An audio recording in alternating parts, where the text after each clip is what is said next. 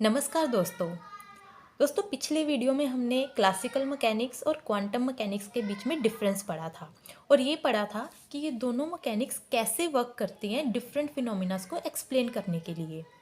ठीक है, आज की वीडियो में हम planks law, de Broglie hypothesis और हीजनबर्ग अनसर्टेनिटी प्रिंसिपल पढ़ेंगे। यकीन मानिए दोस्तों, ये वीडियो देखने के बाद आपके माइंड में ये टॉपिक्स को लेके जो क्लैरिटी है वो और भी ज़्यादा इंक्रीज़ हो जाएगी। ठीक है, तो चलिए शुरू करते हैं। तो दोस्तों सबसे पहले हम पढ़ेंगे प्लैंक्स लॉ। प्लैंक्स लॉ क्या कहता है? Light is made up of discrete units और quanta of energy called photons. तो जो लाइट है वो कुछ पार्टिकल से बनी हुई है, इन पार्टिकल्स को हम फोटॉन्स कहते हैं। ये मैंने पिछली वीडियो में ही आपको प्रॉपरली समझा दिया था। ठीक है, तो इन फोटॉन्स की जो एनर्जी है, ठीक है, उसका फॉर्मूला क्या है? E is equal to h nu, where h is Planck's constant और न्यू क्या है? Frequency of radiation. Nu is the frequency of radiation, जो रेडिएशन फॉल कर रही है, ठीक है, उसकी फ्रीक्वेंसी। और एच की वैल्यू क्या है? 6.626 इंटू 10⁻⁻34 मीटर स्क्वायर किलोग्राम पर सेकेंड। इतना मैंने आपको पिछली वीडियो में ही बता दिया था। अब दोस्तों हुआ क्या था? In the late 19th century के एंड में जब प्लैंक ब्लैक बॉडी रेडिएशंस पे वर्क कर रहे थे, तो ब्लैक बॉडी रेडिएशंस को एक्सप्लेन करने के लिए उन्होंने एक नया कॉन्सेप्ट इंट्रोड्यूस किया which was quantization of energy. Quantization of energy मतलब कि एनर्जी कुछ पार्टिकल्स से बनी हुई है, जिन पार्टिकल्स को हम क्या बोलते हैं? फोटॉन्स। ये कॉन्सेप्ट इंट्रोड्यूस किया, लेकिन उस टाइम पे उनके पास कोई एविडेंस नहीं था अपने इस कॉन्सेप्ट को प्रूव करने के लिए। तो फिर बाद में क्या हुआ? इस कॉन्सेप्ट को, क्वांटाइजेशन ऑफ एनर्जी, इस कॉन्सेप्ट को लेके फर्दर एक्सपेरिमेंट किए गए। जो अलग अलग साइंटिस्ट थे उन्होंने एक्सपेरिमेंट किए, ठीक है, और इस कॉन्सेप्ट के लिए एविडेंस प्रोवाइड किया। और इसका सबसे बड़ा एविडेंस क्या था? Photo electric effect. Photo electric effect जो कि वेव नेचर ऑफ लाइट को यूज़ करके एक्सप्लेन नहीं कर पा रहे थे। तब आइंस्टाइन ने क्या किया कि quantization of energy concept use करके, यानी कि particle nature of light, light का पार्टिकल नेचर, इसको यूज़ करके फोटो इलेक्ट्रिक इफेक्ट को एक्सप्लेन कर दिया। ठीक है, और ये सबसे बड़ा एविडेंस था जो इस कॉन्सेप्ट को मिला, क्वांटाइजेशन ऑफ एनर्जी को। ठीक है, अभी हम नेक्स्ट पढ़ते हैं de Broglie hypothesis. Guys, de Broglie hypothesis भी हम लास्ट वीडियो में पढ़ चुके हैं। क्या कहती है डी ब्रोगली हाइपोथेसिस? कि जो मैटर पार्टिकल्स हैं उनके साथ एक वेव एसोसिएटेड है। हर एक मैटर पार्टिकल के साथ एक वेव एसोसिएटेड है। इस वेव को हम क्या बोलते हैं? मैटर वेव या फिर डी ब्रोगली वेव।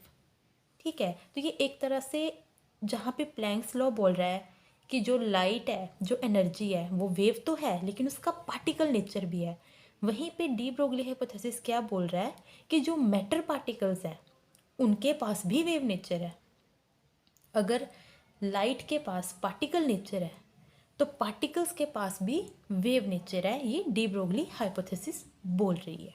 ठीक है, तो इसके लिए हम आगे इसका जो फॉर्मूला है, जो डी ब्रोगली ने फॉर्मूला दिया था इसके लिए, अब वो पढ़ते हैं।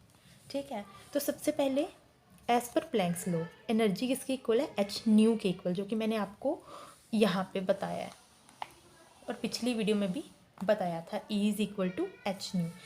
ठीक है, तो ये फॉर्मूले का क्या मतलब है? इस फॉर्मूले का मतलब है कि लाइट जो है, जो एनर्जी है, उसके पार्टिकल्स की एनर्जी का फॉर्मूला है ये। लाइट के जो पार्टिकल्स है, फोटोन, उसकी एनर्जी का फॉर्मूला है E is equal to h nu.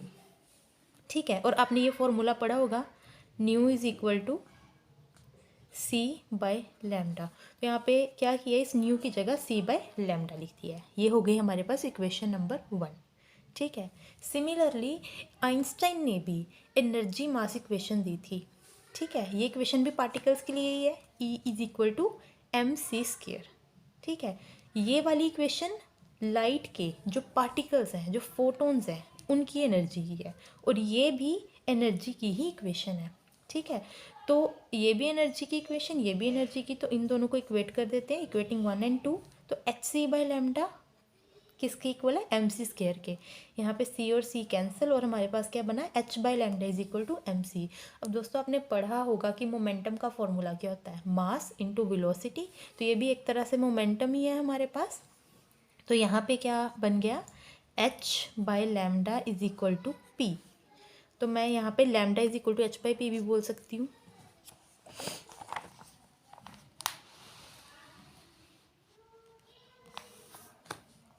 ठीक है, तो ये फॉर्मूला बन गया हमारे पास, lambda is equal to h by p. अब दोस्तों ये फॉर्मूले का मीनिंग समझने की कोशिश कीजिए। यहाँ पे लैम्डा क्या है, lambda is wavelength. Wavelength is a term that is associated with wave. वहीं पे p क्या है, p is momentum and it is a term that is associated with particle. तो ये एक रिलेशन है जो हमें वेव और पार्टिकल नेचर के बीच में एक रिलेशन मिल रहा है, lambda is equal to h by p. ठीक है, तो इसको ऐसे भी बोल सकते हैं, de Broglie equation help us to understand the idea of matter having a wavelength. ये इक्वेशन क्या बता रही है, हमें ये बताना चाहती है कि मैटर है जिसके साथ एक वेव एसोसिएटेड है, जिसकी कोई वेवलेंथ है। ये इक्वेशन हमें पार्टिकल नेचर और वेव नेचर के बीच में रिलेशन बता रही है। ठीक है, ठीक है। तो therefore if we look at every moving particle whether microscopic और macroscopic, it will have a wavelength. तो चाहे हमारे पास कोई माइक्रोस्कोपिक कोई छोटे से छोटा पार्टिकल है और मैक्रोस्कोपिक कोई बड़े से बड़ा पार्टिकल है, हर पार्टिकल के साथ एक वेव एसोसिएटेड है और उनकी एक वेवलेंथ भी है। लेकिन ये फॉर्मूला जो है वो ज़्यादा यूज़फुल है माइक्रोस्कोपिक पार्टिकल्स के लिए, मैक्रोस्कोपिक पार्टिकल्स के लिए इतना यूज़फुल नहीं है जितना माइक्रोस्कोपिक के लिए। अब क्यों माइक्रोस्कोपिक के लिए यूज़फुल है और क्यों मैक्रोस्कोपिक के लिए यूज़फुल नहीं है। और अगर हर एक मैटर पार्टिकल के साथ वेव एसोसिएटेड है तो वो वेव हम डिटेक्ट क्यों नहीं कर पाते। अगर हर एक मैटर पार्टिकल के साथ वेव एसोसिएटेड है तो चाहे एक बॉल है, चेयर है, टेबल है या कुछ भी है, जो भी चीज़ें मैटर से बनी हैं उनके साथ जो वेव है हम उसको डिटेक्ट क्यों नहीं कर पाते, एक ये भी क्वेश्चन आता है माइंड में। ठीक है, तो चलिए इसकी भी एक्सप्लेनेशन जान ही लेते हैं। तो दोस्तों यहाँ पे एक तरफ मैंने मैक्रोस्कोपिक पार्टिकल के लिए ये फॉर्मूला यूज़ किया है और दूसरी तरफ मैंने माइक्रोस्कोपिक पार्टिकल इलेक्ट्रॉन को लेके ये फॉर्मूला यूज़ किया है। ठीक है, तो मैंने एक पार्टिकल ले लिया मैक्रोस्कोपिक पार्टिकल जिसका मास क्या है 1 ग्राम, वेलोसिटी मैंने 1 ले ली। ठीक है, अब 1 ग्राम किसकी इक्वल है, 10⁻³ किलोग्राम के इक्वल। अब इस फॉर्मूला को यूज़ करते हैं। सबसे पहले हम h की वैल्यू डालेंगे जो मैंने आपको पहले बता दी है, 6.626 इंटू 10⁻34 किलोग्राम मीटर स्क्वायर पर सेकेंड, इसकी यूनिट। ठीक है, h की वैल्यू डाल दी। अब आते हैं मोमेंटम पे। Momentum is equal to mass into velocity. तो मास मैंने ले लिया 10⁻³ किलोग्राम और वेलोसिटी मैंने 1 ले ली। ठीक है, और जब मैंने इनको कैंसिल किया तो अप्रोक्सीमेट जो मेरे पास आंसर आया, क्योंकि 10⁻³ था ऊपर, यहाँ पे वो +3 हो गया और -34 +3 इज इक्वल टू -31। तो हमारे पास जो वेवलेंथ है वो 10⁻³ मीटर है। तो आप खुद ही देख सकते हैं कि ये वेवलेंथ कितनी स्मॉल है, 10⁻³ कितनी स्मॉल वेवलेंथ की वेव है। 1 ग्राम पार्टिकल, एक ऐसी आप बॉल मान सकते हैं जिसका वेट क्या है 1 ग्राम, 1 ग्राम। ठीक है, और उसके साथ जो वेव एसोसिएटेड है उसकी wavelength 10⁻³ such a small wavelength. ठीक है, तो इस वेवलेंथ को डिटेक्ट करना क्या है, मुश्किल है। वहीं पे अगर हम इलेक्ट्रॉन की बात करें तो h की वैल्यू हमने सेम रख दी और इलेक्ट्रॉन का मास सबको पता है 9.1 इंटू 10⁻³ और उसकी वेलोसिटी हमने क्या ले ली 10⁻6 किलोग्राम मीटर पर सेकेंड। ठीक है, और जब इसको हमने कैलकुलेट किया तो अप्रोक्सीमेट हमारे पास आंसर आया 10⁻⁻9 मीटर। तो इसको हम डिटेक्ट कर सकते हैं, लेकिन ये जो आई 10⁻31 मीटर इसको डिटेक्ट नहीं कर सकते, इसको डिटेक्ट करना मुश्किल है।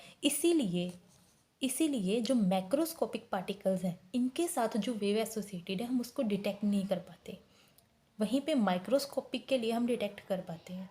तो ये फॉर्मूला ज़्यादा यूज़फुल किसके लिए है, माइक्रोस्कोपिक पार्टिकल्स के लिए। Wavelength corresponding to ordinary object जो कि ऑर्डिनरी हम देखते हैं, जो मैक्रोस्कोपिक है, ठीक है, are so short that their waves are unable to detect. वो इतनी छोटी होती हैं कि हम उनको डिटेक्ट ही नहीं कर पाते, ठीक है। अब डी ब्रोगली ने ये जो प्रिडिक्शन की, डी ब्रोगली की जो प्रिडिक्शन थी, इसको एक्सपेरिमेंटली प्रूफ भी किया गया। कब? जब ये नोट किया गया कि जो इलेक्ट्रॉन की बीम है वो डाइफ्रैक्ट हो रही है, डाइफ्रैक्शन शो कर रही है, ठीक है। इलेक्ट्रॉन क्या है? पार्टिकल। और डाइफ्रैक्शन किसका फिनोमिना है? वेव्स का। तो इलेक्ट्रॉन पार्टिकल है और वो डाइफ्रैक्ट हो रहा है, मतलब वो वेव का फिनोमिना शो कर रहा है। तो ये एक्सपेरिमेंटल प्रूफ था डी ब्रोगली हाइपोथेसिस का, ठीक है। अब नेक्स्ट हम करते हैं अनसर्टेनिटी प्रिंसिपल। दोस्तों अनसर्टेनिटी प्रिंसिपल भी मैंने आपको पिछली वीडियो में समझाया था। अनसर्टेनिटी प्रिंसिपल क्या कहता है कि पोजीशन और मोमेंटम हम इनको एक ही टाइम पे एक्यूरेटली नहीं फाइंड कर सकते, ठीक है। पोजीशन और मोमेंटम एक टाइम पे फाइंड कर सकते हैं लेकिन एक्यूरेटली फाइंड नहीं कर सकते। ये बोलता है हमें अनसर्टेनिटी प्रिंसिपल। इसकी इक्वेशन भी देख लेते हैं।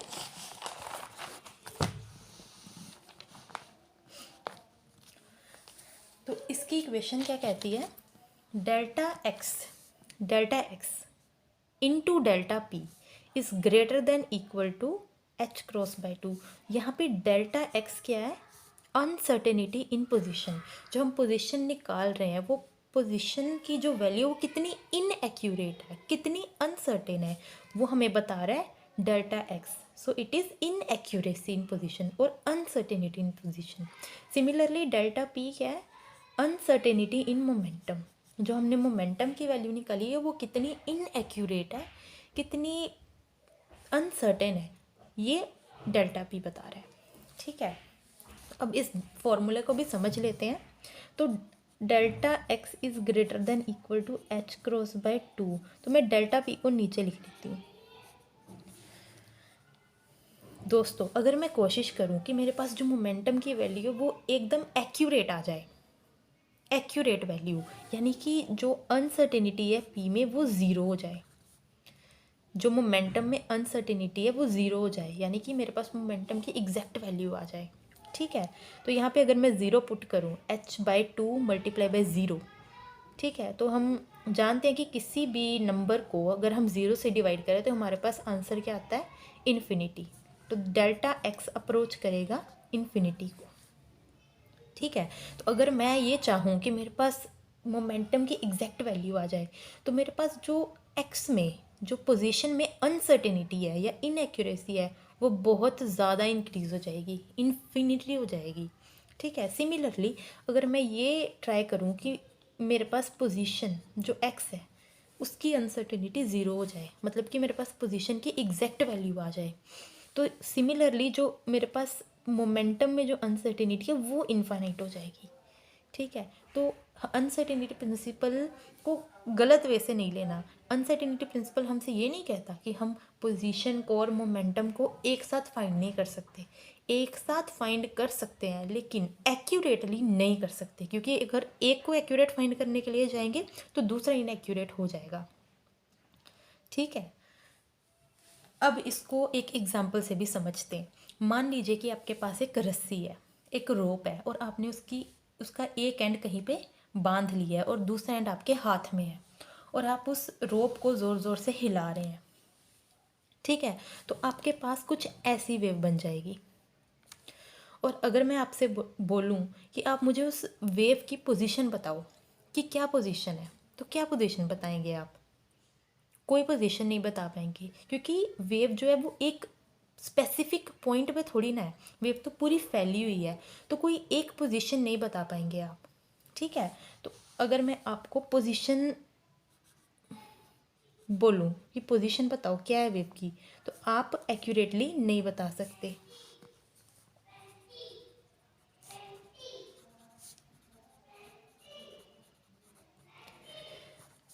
लेकिन अगर मैं आपको बोलूं कि मुझे इस वेव की वेवलेंथ बताओ, तो आप वेवलेंथ बता दोगे कुछ अप्रॉक्सीमेट? अगर मैं यहाँ से लेके यहाँ तक बोलूँ तो अप्रॉक्सीमेट 10 के अराउंड बता दोगे। और हमें पता है कि ये मैंने पीछे आपको फॉर्मूला पढ़ाया है, मैं इसको ऐसे भी लिख सकती हूँ। तो एच की वैल्यू में पता है, ठीक है। और वेवलेंथ क्या है हमारे पास 10, तो हम मोमेंटम बता देंगे।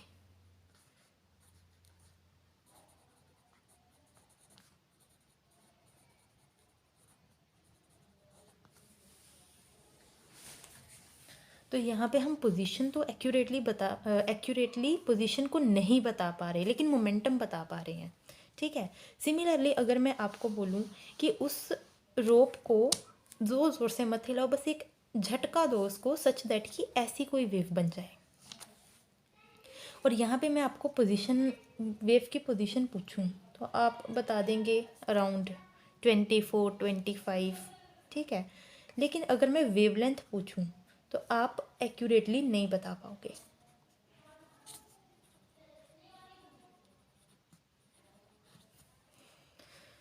ठीक है, तो पहले केस में आप मोमेंटम तो बता पा रहे थे लेकिन पोजीशन नहीं बता पा रहे थे। सेकंड केस में आप पोजीशन बता पा रहे हो लेकिन मोमेंटम नहीं बता पा रहे, क्योंकि अगर आप वेवलेंथ नहीं बता पा रहे तो momentum is equal to h by, तो मोमेंटम भी नहीं बता पा रहे आप।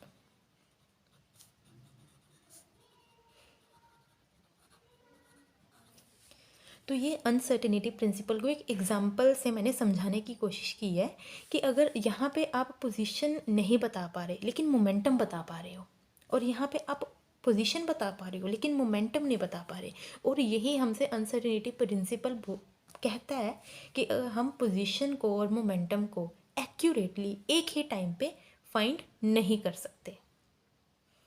आई होप कि आज का वीडियो आपके लिए यूज़फुल रहा होगा और ये जो कॉन्सेप्ट है ये आपके माइंड में और ज़्यादा क्लियर हो गए होंगे। लेकिन अगर फिर भी आपके माइंड में कोई डाउट है तो आप कमेंट सेक्शन में मुझे बता सकते हैं, ठीक है। और नेक्स्ट वीडियो में लेके आऊँगी वेव फंक्शन के लिए। दोस्तों, हम पूरी क्वांटम मैकेनिक्स पढ़ लेते हैं लेकिन हमें समझ नहीं आता कि वेव फंक्शन क्या है, ठीक है। तो मेरी कोशिश यही रहेगी नेक्स्ट वीडियो में कि आपको जो बुक्स में बताया जाता है कि वेव फंक्शन जो है इसका कोई मीनिंग नहीं है, बस इसका स्क्वायर कर लेते हैं तो हमारे पास प्रोबेबिलिटी आ जाती है, यही चीज़ बताई जाती है। तो नेक्स्ट वीडियो में आपको इससे, ये जो लाइन है इससे कहीं ज़्यादा बताया जाएगा वेव फंक्शन को लेके, और वेव फंक्शन के लेके जो टॉपिक है वेव फंक्शन, ठीक है, उसको प्रॉपर क्लियर करने की कोशिश करूँगी, ठीक है। तो बने रहिएगा नेक्स्ट वीडियो के लिए। Thank you so much.